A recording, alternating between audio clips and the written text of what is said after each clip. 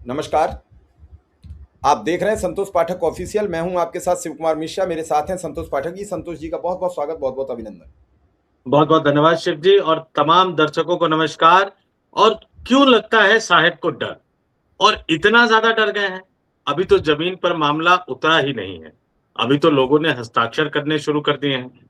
अभी तो लोगों ने कुछ ऐसा मांगना शुरू कर दिया है जो साहेब चाहे तो दे सकते हैं, लेकिन ऐसा लग रहा है कि वो असली खेले को कहीं ना कहीं समझ रहे हैं। अब उनको डर लग रहा है कि कहीं कुछ गड़बड़ हो गई तो आँच उन तक भी पहुँचेगी, उनकी कुर्सी तक पहुँचेगी, और जहाँ भी कुर्सी का खेला शुरू हो जाता है, वहाँ साहेब डरने लगते हैं। तो एक अलग तरह की स्टोरी लेकर हम आपके सामने आए हैं, तमाम तथ्यों को रखेंगे। शुरुआत हमेशा की तरह अपने शानदार अंदाज में शिव जी करेंगे। कॉकरोच जनता पार्टी, बहुत कुछ कॉकरोच जनता पार्टी के साथ हो रहा है, लेकिन जो हो रहा है वो क्यों हो रहा है, और आखिर उसके खिलाफ जो कार्रवाई हो रही है वो क्यों हो रही है। लेकिन एक बात आप जरा, मैं मोटे तौर पर उस बड़े मुद्दे पर आने से पहले शिव जी मैं कहूंगा कि इजराइल और अमेरिका ने जब ईरान पर हमला किया, उससे महज कुछ घंटे पहले इजराइल की धरती पर हमारे प्रधानमंत्री मौजूद थे। और अब जब अपनी छुट्टियों को कैंसिल करके ट्रंप दोबारा से राजधानी पहुंच गए हैं और अमेरिका एक बार फिर से ईरान पर बड़े हमले करने की तैयारी कर रहा है, तो अब से थोड़ी देर पहले डोनाल्ड ट्रंप का संदेशा लेकर अमेरिका के विदेश मंत्री ने भारत के प्रधानमंत्री नरेंद्र मोदी से मुलाकात की है। यानी कूटनीति की, डिप्लोमेसी की, विदेश नीति की, और सबसे बड़ी बात है, भारत के आर्थिक हितों की ऐसी तैसी करने पर प्रधानमंत्री मोदी लगे हुए हैं। अब भारत जो तेल खरीदता है, तीसरे नंबर पर वेनेजुएला पहुंच गया है। आप समझिए कि अमेरिका का डर कितना है। आने वाले दिनों में जो भी जहाज अगर ईरान निकलने दे रहा है होर्मुज से, इसके बाद कितने जहाज वो निकलने देगा, ये अपने आप में सस्पेंस बना हुआ है। आप तैयार रहिए। हो सकता है भक्तों की जो मुराद थी 500 रुपए लीटर वाली पेट्रोल वाली, वो साहब 2-3 महीने, 4 महीने में पूरा कर देंगे। लेकिन आज हम बात इस बात की करेंगे कि कॉकरोच से साहब को क्यों डर लग रहा है, और क्यों नरेंद्र मोदी की सरकार एक के बाद एक ऐसे फैसले कर रही है। क्या है असली वजह, और क्या फर्क पड़ने वाला है, और क्यों साहब को डर लग रहा है? जी शिव जी। भीड़ से सब डरते हैं। भीड़ एक ऐसा संसाधन है कि भीड़ जिधर चल पड़ी उधर ही से एक मुकाबला करने वाला आदमी हटना शुरू हो जाता है। मोदी और शाह की एक सोच थी, मोदी और शाह का एक डेवलपमेंट था, मोदी और शाह की एक योजना थी, मोदी शाह का एक प्रोग्राम था। आप कहोगे चार शब्द क्यों का? ये चारों का अर्थ तो एक ही है। ये चारों शब्दों का जोड़ बना के उन्होंने बनाया था कि भय उत्पन्न कर दीजिए, लोग सवाल नहीं करेंगे। भय उत्पन्न। गुजरात में गृह मंत्री हरेन पांड्या की मौत हो गई, आज तक मौत खुलकर सामने नहीं है। कैसे हुई, किस तरीके से हुई, और उस मौत के बाद जिस तरीके से संजय जोशी का पार्टी से बेदखल होना, और जब गोवा की मीटिंग में मोदी जी का जिद पकड़ जाना कि संजय जोशी मीटिंग में नहीं आएंगे, और फिर वो अडवाणी ने उन्हें आने से रोक दिया, तो ये सब चीजें आपका भय बताती हैं कितना है। और आज उस भय के खात्मा करने की सौगंध खाली राहुल गांधी ने। भय जब बढ़ता चला जा रहा था, राहुल गांधी ने कहा गद्दार, उस पर हो गई उन पर एफआईआर, कब होंगे गिरफ्तार, इस पर बना हुआ है सवाल। इसी दौरान एक पार्टी आ जाती है और उस पार्टी का नाम रख दिया जाता है कॉकरोच जनता पार्टी। सीजीआई सूर्यकांत की मेहरबानी से मोदी जी का बिस्तर गोल करने की योजना किसने बनाई? किसने इस तथाकथित पार्टी को जन्म दिया? क्या कारण था? और देखते ही देखते पार्टी से 2.25 करोड़ से ज्यादा लोग जुड़ गए। अब इतने बड़े लोग बिना झंडा, बिना बैनर, बिना पट्टी, बिना प्रचार, धड़ाधड़।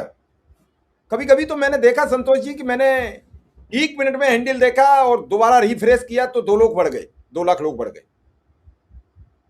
कांग्रेस से 2 गुने, बीजेपी से लगभग 2.5 गुने से ज्यादा, 3 गुने के बीच में। कहां टिकेंगे लोग? आपको याद होगा आम आदमी पार्टी का जन्म चल रहा था, केंद्रीय मंत्री दिग्विजय सिंह से पत्रकार ने सवाल पूछा कि आम आदमी पार्टी ये सवाल कर रही है, तो उन्होंने कहा दम है तो चुन के आ जाएं, विधानसभा में बैठें और लोकपाल विधेयक पास कर लें। याद होगा शायद तब आप दिल्ली की पॉलिटिक्स ये सब कर रहे थे। अरविंद केजरीवाल चुनाव में आ गए 2014 में, चुनकर आ गए, मजबूरी में दिग्विजय की पार्टी ने समर्थन दिया, सरकार बनी, 49 दिन चली, फिर उसके बाद कांग्रेस का खाता दिल्ली में आज तक नहीं खुला। कांग्रेस असहाय हो गई। वो तो अच्छा यह है कि पिछली बार एमसीडी में कुछ पार्षद उनके चुनाव जीत गए।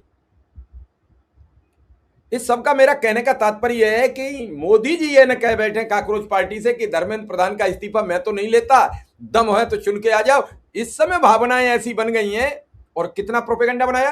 कल कहा गया कि 50%, कई पत्रकार भ्रमित हो गए, 50% पाकिस्तानी लोग हैं, 15% बांग्लादेशी है। पत्रकार भ्रमित हो गए। कौन से हो गए? जो दूसरे खेमे के गिने जाते थे। वो दूसरे खेमे के इसलिए काम नहीं करते हैं, इसीलिए तो कांग्रेस सपा बसपा आगे नहीं जा रही है। वो सब संतोष पाठक शिव कुमार मिश्रा नहीं हो सकते हैं।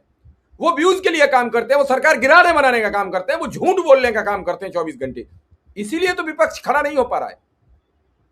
जैसे ही पता लगी, एक बीजेपी की पोस्ट आई कि 50% पाकिस्तानी है, 15% बांग्लादेशी है, तत्काल लठ लेके कूद गए वो संतोष जी। और ये प्रोग्राम वो प्रोग्राम भारतीय नहीं है। भाई दूसरे के अकाउंट की हमें डिटेल कैसे मिल जाएगी? विचार किया क्या उन्होंने संतोष जी के अकाउंट की? संतोष जी जब तक शेयर ना करें, उसको ऑथेंटिकेट ना करें, तब तक हम तो संतोष जी के अकाउंट की अंदर की बात हम नहीं बता सकते। और यही प्रक्रिया बिना सोचे समझे बीजेपी चल रही है। कितने पोस्ट दिन भर में वेरीफाई कराए जाएं तो फैक्ट चेक में झूठे निकलते हैं संतोष जी बीजेपी के। कांग्रेस के आजकल कम निकल रहे हैं। इन सब चीजों पर चर्चा होनी चाहिए। अब कॉकरोच जनता पार्टी के बढ़ते परिवार को देखकर मोदी साहब की बेचैनी बढ़नी तय है। एक छत्र राज्य था, उसमें एक ऐसा आदमी कूदा है जो नाराज एंटी इनकमेंसी का जो वर्ग था, जिसे बार बार यह समझाया गया कि राहुल गांधी तो नाकाम नेता है, उसको मौका मिला, वो एकत्रित हो रहा है। मुझे नहीं मालूम क्यों हो रहा है, मुझे नहीं मालूम क्या इससे बदलाव आएगा, लेकिन बढ़ते सोशल मीडिया प्रभाव से मोदी और शाह का बीपी काफी बढ़ा हुआ है। हो सकता है कोई दवा ली हो बीपी डाउन करने की, क्योंकि बीपी बढ़ जाता है तो दवा लेनी ही पड़ती है। इतने बड़े फॉलो को सिस्टम को देखकर बीपी बढ़ना तय था। अब इसका हश्र क्या होगा?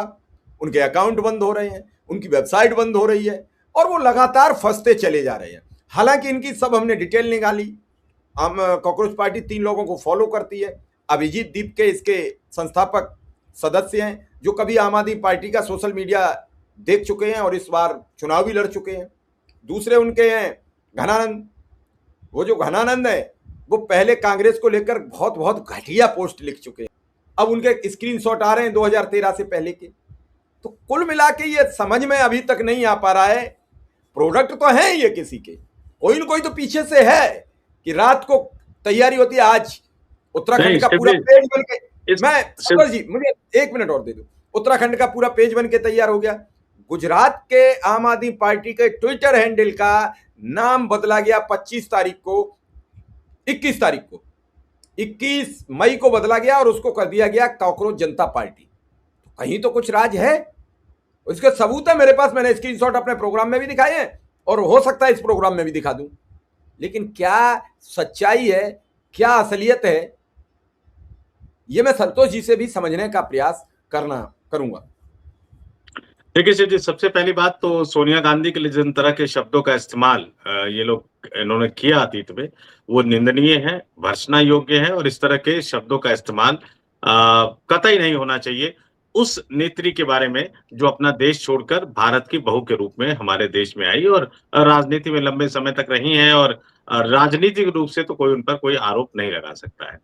दूसरी बात, आपने दिग्विजय सिंह का जिक्र किया, अन्ना आंदोलन का जिक्र किया, तो मैं हमेशा कहता हूं कि चाहे कांग्रेस पार्टी हो, राहुल गांधी हो, अगर उनके पास दिग्विजय सिंह जैसे दोस्त हो तो फिर दुश्मनों की जरूरत नहीं है।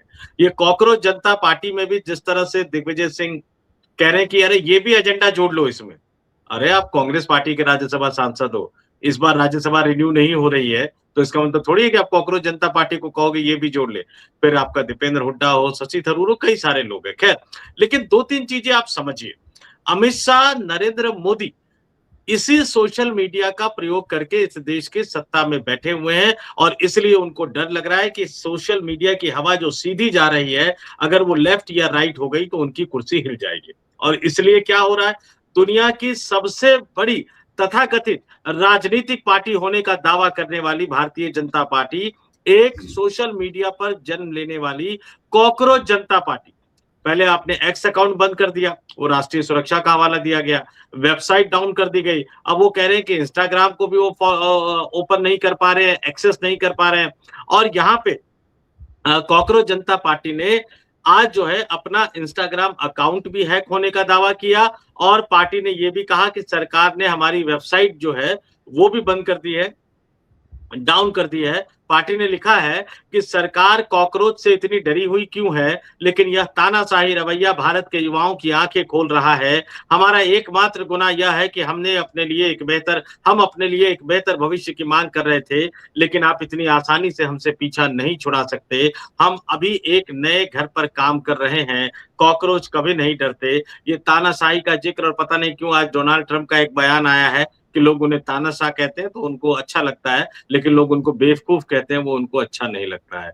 तो ये नया दौर है जब नेता तानाशाह वर्ड सुनना जो है वो पसंद करते हैं। और इसके इंस्टाग्राम पर दोपहर 2 बजे तक 2 करोड़ 20 लाख फॉलोअर हो चुके हैं।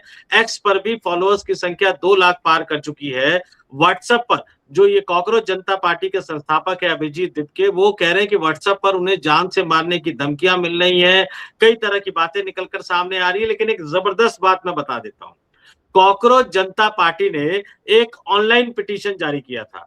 हमारे देश के तथाकथित, मैं इस शब्द को बहुत जिम्मेदारी के साथ जोड़ रहा हूं, हमारे देश के तथाकथित शिक्षा मंत्री धर्मेंद्र प्रधान के इस्तीफे को लेकर शनिवार को सुबह 10 बजे तक शिवजी ऑनलाइन पिटीशन में 5,68,000 से ज्यादा लोग साइन कर चुके हैं।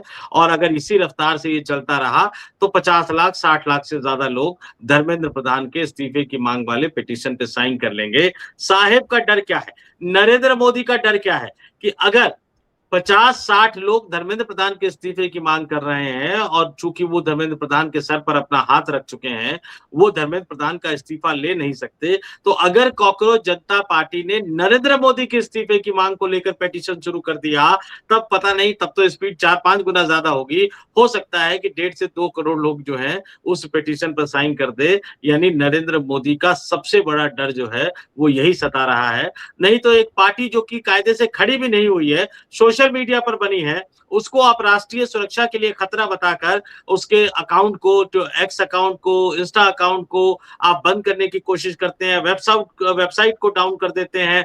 क्यों? चुनावी हार का तो खतरा नहीं है, खतरा सिर्फ इस बात का है कि जो हवा, जो गुस्सा युवाओं का सोशल मीडिया पर नजर आ रहा है, अगर वो कहीं जमीन पर उतर गया, अगर वो कहीं मोदी के खिलाफ उतर गया, तो मोदी की कुर्सी हिलते भी देर नहीं लगेगी। और तमाम वो लोग कहते हैं कि भैया सोशल मीडिया से कैसे चुनाव जीता जाएगा, बहुत सारे लोग कहते हैं। मैं जरा याद दिला दूं आपको, एक एक करके घटनाक्रम देखिएगा, कौन कैसे बना, कहां से बना, किस तरह से बना, कौन पीछे है, कौन पीछे नहीं है। लेकिन स्थितियां, परिस्थितियां बदलते देर नहीं लगती।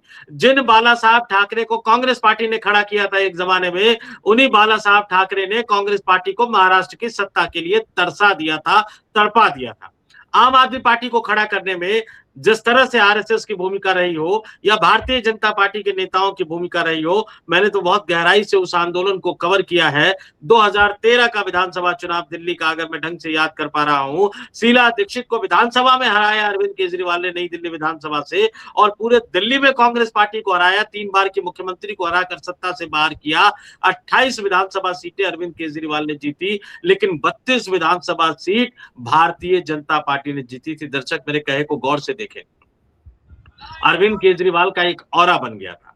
हर्षवर्धन से पार्टी मुख्यालय में पूछा गया, हर्षवर्धन ने कहा कि हम सरकार बना सकते हैं, क्योंकि 70 सदस्यीय विधानसभा में 36 विधायक चाहिए थे, 32 बीजेपी के पास थे, 2 मुझे जहां तक याद आ रहा है कि शायद निर्दलीय थे, 34 थे, और 2 का जुगाड़ इधर और हो रहा था, कांग्रेस पार्टी में टूटने की संभावना पैदा हो गई थी। ये तमाम चीजें थी और बीजेपी दिल्ली में सरकार बनाने को तैयार हो गई थी। अचानक एक बड़े आदमी का फोन आता है, उस समय भारतीय जनता पार्टी के राष्ट्रीय अध्यक्ष के पास, और कहा जाता है कि रहने दो, आम आदमी पार्टी को सरकार बनाने दो। क्यों बनाने दो?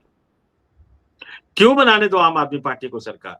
इसलिए बनाने दो कि अगर 2013 में अरविंद केजरीवाल को मुख्यमंत्री ना बनने देती भाजपा, तो अरविंद केजरीवाल के मुंह में सत्ता का खून नहीं लगता, कुर्सी की आदत उनको नहीं लगती, और फिर कुछ महीने बाद जो 2014 का लोकसभा चुनाव होने वाला था, मोदी की हालत खराब करके रख देते। लेकिन जानबूझकर उनको सरकार बनाने दी गई, कांग्रेस के साथ मिलकर बनाने दी गई, और उसके बाद अरविंद केजरीवाल का ऑरा खत्म हो गया। ये कहा गया कि कांग्रेस पार्टी के साथ मिलकर उन्होंने सरकार बनाई।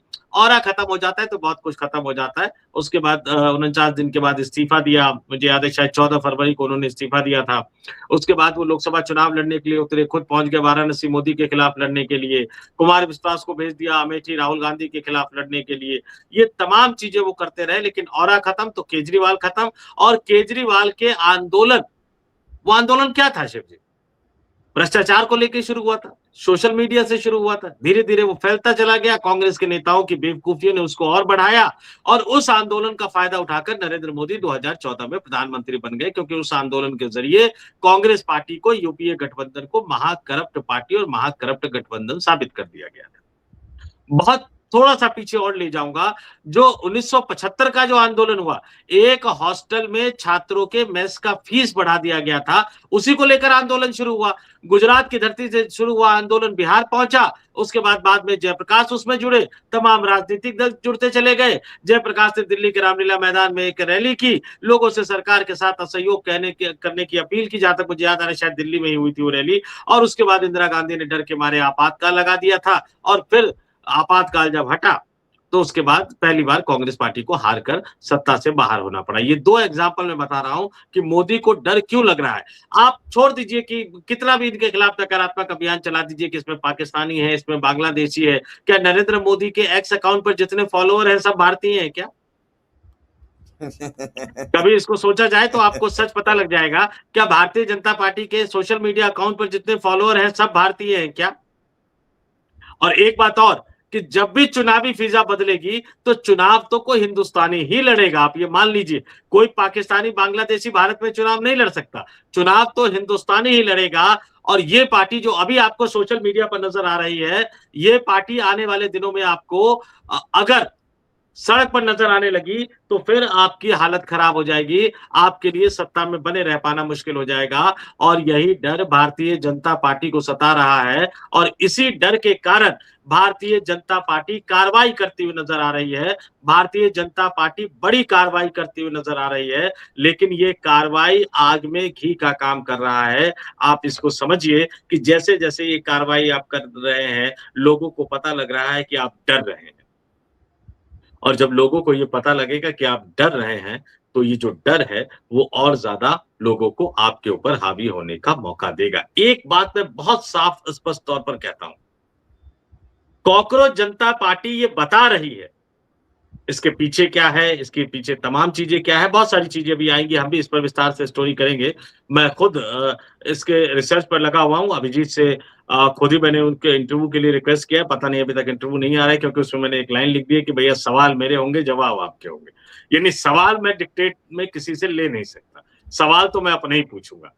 और इसलिए पत्रकारिता के दौरान भी बहुत ज्यादा इंटरव्यू जो भी मैंने लिए हैं, लोग देखेंगे तो सवाल मेरे अपने होते हैं। तो अगर मेरे अपने सवालों पर तैयार होंगे तो मैं तमाम जो लोगों के मन में शंकाएं उठ रही हैं, मैं ये सवाल उनसे जरूर पूछूंगा। लेकिन मैं फिर एक बात कह रहा हूं, ये साबित कर रहा है कि लोगों में नरेंद्र मोदी को लेकर गुस्सा कितना है। अब लोगों के इस गुस्से का फायदा कॉकरोच जनता पार्टी उठाती है, आम आदमी पार्टी उठाती है, या कांग्रेस पार्टी उठाती है, ये तो आने वाला वक्त बताएगा। लेकिन फायदा वही राजनीतिक दल उठाएगा जो लोगों की समस्याओं को लेकर सड़कों पर उतरता हुआ नजर आएगा, एसी कमरों को छोड़कर। आज की तारीख में अगर मैं बात करूं, निश्चित तौर पर कांग्रेस से विकल्प तो है, और विकल्प के रूप में उभरने की कोशिश तो कर रही है, लेकिन कांग्रेस को दुश्मनों की जरूरत नहीं है। कांग्रेस के वो दो नेता, मायावती के एक बहुत करीबी अधिकारी रहे पुनिया साहब के बेटे तनुज पुनिया हो, या उनके जो दलित मोर्चा है उनके जो राष्ट्रीय अध्यक्ष जो केजरीवाल की सरकार में मंत्री रहा करते थे, ऐसे मुंह उठा के चले जाते हैं मायावती के घर के बाहर कि मायावती से मिलना है। मायावती ऐसे मिलती हैं क्या कभी? मायावती तो छोड़ दीजिए, मैं तो कह रहा हूं कि अपने ही नेता राहुल गांधी के घर के बाहर पहुंच जाए, क्या राहुल गांधी मिल लेंगे उनसे? प्रियंका गांधी मिल लेंगे उनसे? सोनिया गांधी मिल लेंगे उनसे।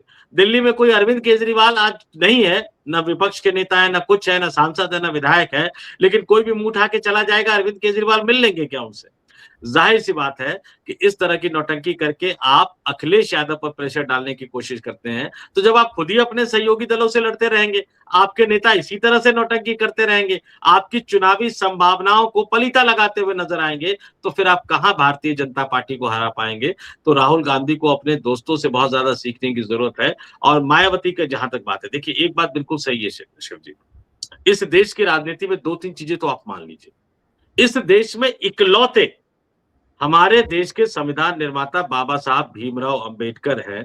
चाहे किसी भी राजनीतिक दल का कोई भी नेता हो, बी.आर. अंबेडकर साहब के खिलाफ बोलने की कोई हिमाकत नहीं कर सकता। मायावती कितनी भी कमजोर हो गई, जिस दिन वो अपने घर से बाहर निकलेंगी, और जिले में छोड़ दीजिए, अगर यूपी के मंडलों में भी रैली कर देंगी, 17-18 रैली भी कर देंगी, तो उनकी गिनती जो है वो उत्तर प्रदेश में 11-12% से शुरू हो जाएगी, देश के बाकी राज्यों में 6-7% से शुरू हो जाएगी। लेकिन याद दिला दूं, ये जो दो कांग्रेसी नेता गए थे, शायद इनको पता नहीं है कि एक बार सोनिया गांधी भी दिल्ली में मायावती के आवास पर मिलने गई थी। मायावती मेन गेट तक उनको छोड़ने तक नहीं आई कि फोटो ना आ जाए, क्योंकि वो उस समय सोनिया गांधी तक को भाव देने को तैयार नहीं थी। पीछे के दरवाजे से उन्होंने सोनिया गांधी को कहा कि आप चले जाइए, मेन गेट पे बहुत सारे मीडिया कर्मी हैं। तो मायावती को अगर समझौता करना भी होगा, तो फिर वो राहुल गांधी, प्रियंका गांधी या सोनिया गांधी से बात करेंगे या यूपी कांग्रेस के नेताओं से बात करेंगे? तो कांग्रेस पार्टी को थोड़ा सा अपने आप को बदलना पड़ेगा। अगर वो सीख सके तो सीखे कि आम आदमी पार्टी के आंदोलन का फायदा भारतीय जनता पार्टी ने कैसे उठाया। अब ये कॉकरोच जनता पार्टी के आंदोलन का फायदा क्या कॉकरोच जनता पार्टी उठाएगी, आम आदमी पार्टी उठाएगी, कांग्रेस पार्टी उठाएगी, या नरेंद्र मोदी उठाएंगे? ये तो आने वाला वक्त बताएगा। लेकिन फिलहाल कॉकरोच जनता पार्टी से नरेंद्र मोदी साहब पूरी तरह से डरे हुए हैं। आने वाले दिनों में देखते हैं कि और वो कौन सा एक्शन लेते हुए नजर आते हैं। चलिए अब दर्शकों पर छोड़ते हैं कि दर्शक इस कॉकरोच जनता पार्टी को कैसे लेंगे और कैसे बातचीत में करेंगे, उनकी क्या राय है, हमें जरूर लिखें। हमें आपके जवाब की प्रतीक्षा रहेगी। फिलहाल इस कार्यक्रम को यहीं विराम देंगे। संतोष जी ने समय दिया, इसके लिए बहुत बहुत आभार, बहुत बहुत धन्यवाद। नमस्कार।